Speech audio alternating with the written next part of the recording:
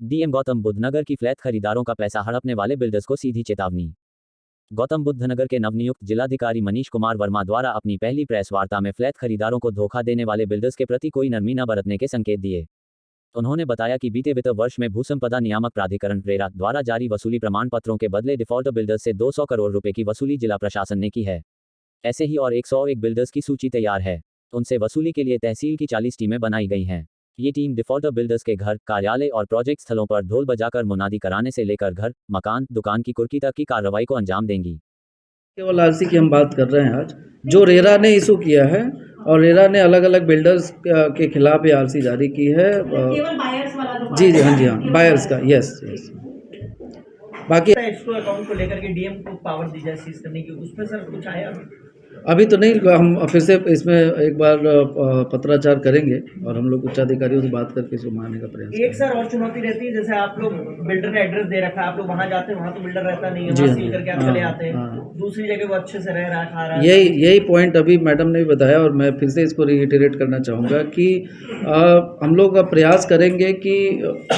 उसके एक्चुअल जो उसका अपना इंटरेस्ट प्रभावित हो, जैसे, और इसमें अगर जिस भी एजेंसी का सहयोग लेना होगा, अगर हमें प्राधिकरण का सहयोग लेना होगा तो उनका भी लेंगे, अगर हमें दूसरे ज़िले के जिला प्रशासन से सहयोग लेना होगा तो उनका लेंगे, ताकि उनका ऐसा नहीं होना चाहिए कि एक तरफ वो डिफ़ॉल्ट करे और दूसरी तरफ अपना कोई और बिजनेस जो है वो चला रहे हैं। तो ये हम लोग जो भी नियमों में अलाउड होगा उसके तहत हम लोग प्रभावी कार्रवाई करेंगे। सर बायर्स का कहना है कि उसका 95% पैसा वो दे चुका होता है बिल्डर को, और बिल्डर जब वो बिल्डिंग बना रहा होता है वो आज की डेट में खंडर खड़ी है, तो बायर्स को कैसे इस बार फायदा पहुंचेगा?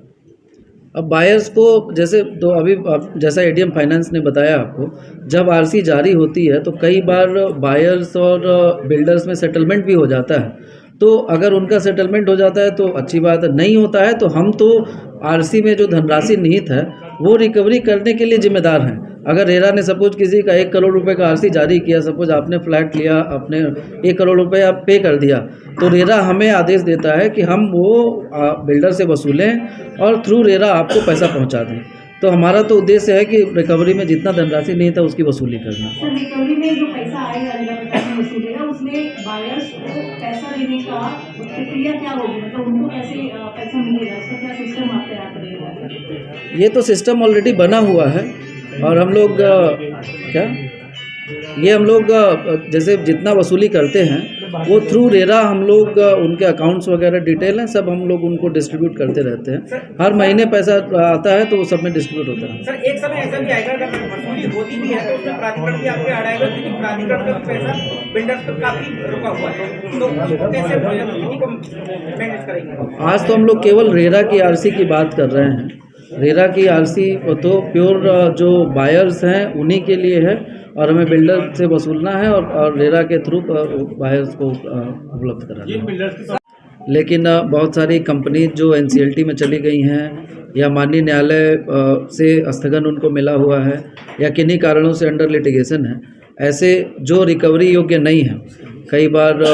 ऐसी भी आरसीज होती हैं जो कि जहाँ पे कोई मिलता नहीं है या कोई ऐसी डिस्प्यूट आ जाता है, तो इन सारे अगर आरसीज को हम लोग हटा दें तो अभी वर्तमान में जो हमारे पास रेरा की जो रिकवरी लायक आरसी है वो 503 करोड़ की है और वो संख्या 1705 है। और जैसा कि अभी आपको अवगत कराया गया,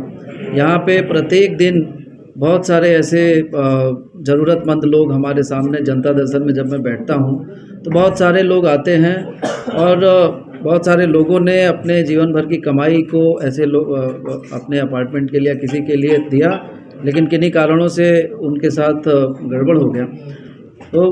हम लोग का उद्देश्य है कि ये आरसीज की वसूली हो और आरसी जब वसूला जाएगा तो जाहिर सी बात है कि जिस व्यक्ति ने अपनी गाढ़ी कमाई लगाई है और वो बिल्डर को दे दिया उसने और उसके बाद से उसका ना उसको अपार्टमेंट मिला, ना ही उसको कोई उसका काम हो पाया, ना ही पैसा वापस मिला,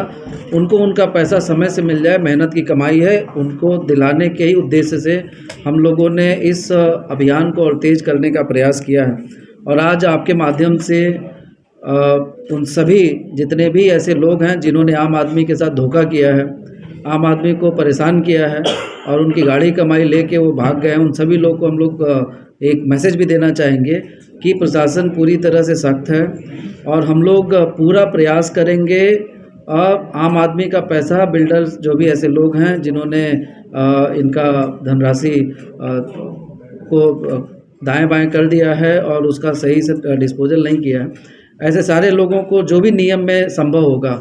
अभी प्रक्रिया आपको हम लोगों ने बताई कि जो हमारे पैसा धनराशि आरसी वसूलने की जो प्रक्रिया होती है, सबसे पहले हम संबंधित संस्था को नोटिस भेजते हैं जहां जिनके खिलाफ आरसी जारी हुई है। अगर वो हमारे नोटिस के जवाब में दे देते हैं पैसा तो अच्छी बात है, नहीं तो फिर हम लोग उनके यहाँ पे मुनादी कराते हैं, उनका न्यूज़पेपर में देते हैं, अपने तहसीलों में उनके नाम को पब्लिश करते हैं जिससे कि आम जनता को पता चल सके कि ये बकायेदार हैं। उसके बाद से फिर उनकी जो इमूवेबल प्रॉपर्टीज़ होती हैं उनको अटैच करके और उसको नीलाम करने की प्रक्रिया की जाती है। सारी प्रक्रियाएं की गई हैं, उसको फिर हम लोग रिपीट करेंगे। और अभी कल और परसों 2 दिन में एक अभियान चला के ऐसे जितने भी बिल्डर्स हैं जिन्होंने आम आदमी का पैसा फंसा दिया है, उनके यहाँ पे हमारी टीमें जाके और बाकायदा मुनादी करेगी, अनाउंसमेंट किया जाएगा ताकि उस जहाँ वो उनका ऑफिस है, जहाँ पे भी उनकी अपनी प्रॉपर्टीज़ हैं, वहाँ पे अगल बगल सबको पता चले कि ये बड़े बकायेदार हैं और एक दबाव बनाने का प्रयास किया जाएगा। अभी जैसा कि हम लोग का ये अनुभव रहा है कि बहुत सारे ऐसे लोग जो कि जिन्होंने प्रोजेक्ट नोएडा में बनाया है,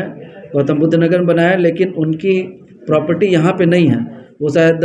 दिल्ली में या किसी और डिस्ट्रिक्ट में उनकी प्रॉपर्टीज़ हैं। तो हम लोगों ने ये भी निर्णय लिया है कि नियमानुसार वहाँ के लोकल एडमिनिस्ट्रेशन की भी पूरी मदद लेते हुए और वहाँ पर भी सख्ती की जाएगी और उनकी प्रॉपर्टी जहाँ कहीं भी होगी उसको हम लोग प्रयास करेंगे कि उसको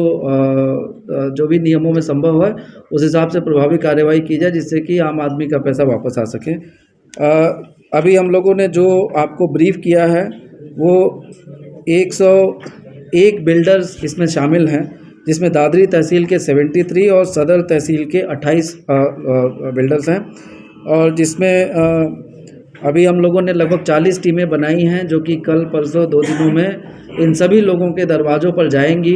और वहाँ पे जाके मुनादी करते हुए अनाउंसमेंट और प्रशासन का जो सख्त संदेश है वो उन तक पहुँचाने का प्रयास करेंगी। उसके बाद से अगर कोई हमें पॉजिटिव रिस्पांस नहीं मिलता है तो इसके आगे की जो प्रक्रिया है वो हम लोग सख्ती से उसका पालन करेंगे और उसको हम लोग आगे बढ़ाएंगे। तो आप लोगों के माध्यम से मैं ये आम जनता को ये भरोसा दिलाना चाहता हूँ कि जिला प्रशासन पूरी तरह से उनके साथ है और हम लोग पूरा प्रयास करेंगे कि उनकी जो मेहनत की कमाई किसी ने अगर फंसाया है तो हम लोग